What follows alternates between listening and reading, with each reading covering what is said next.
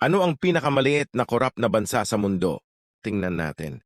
Ayon sa pinakahuling mga ulat, ay ang Somalia na may corruption, index score na 11. Ngunit ano ang hindi bababa sa korap na bansa? Ang ikalimang hindi bababa sa korap na bansa ay ang Singapore na may kahanga-hangang marka na 83. Ang Singapore din ang pinakamababang corrupt na bansa sa buong Asya. Sumusunod ng malapit ay ang Norway sa ikaapat na pwesto na may marka ng index ng katiwalian na 84. Ang mga bansang Scandinavia ay kilala na hindi corrupt.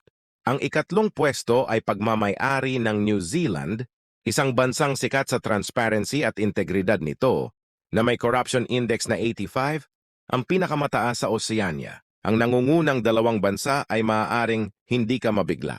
Ang pangalawang hindi bababa sa corrupt na bansa sa mundo ay ang Finland na may corruption index na 87. At ang pinakamaliit na corrupt na bansa sa mundo ay walang iba kundi ang Denmark.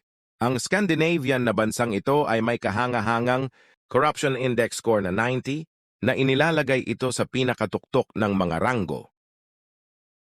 Ang Automotive Pedestrian Collision Avoidance Device na ito ay naimbento noong unang bahagi ng 1920s.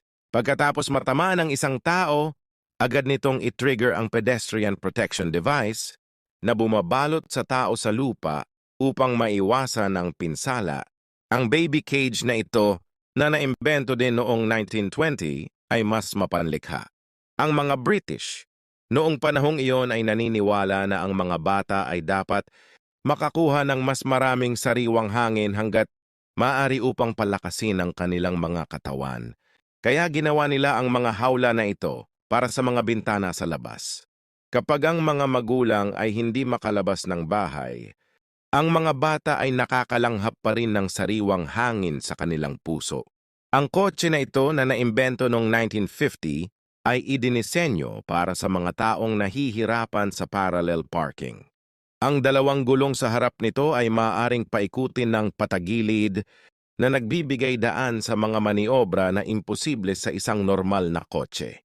Ang mga bumbero noong panahong iyon ay may kakaibang kagamitan tulad nito. Nang labanan ng mga bumbero ang mga sunog, ang kanilang mga helmet ay sinabuyan ng tubig upang protektahan sila.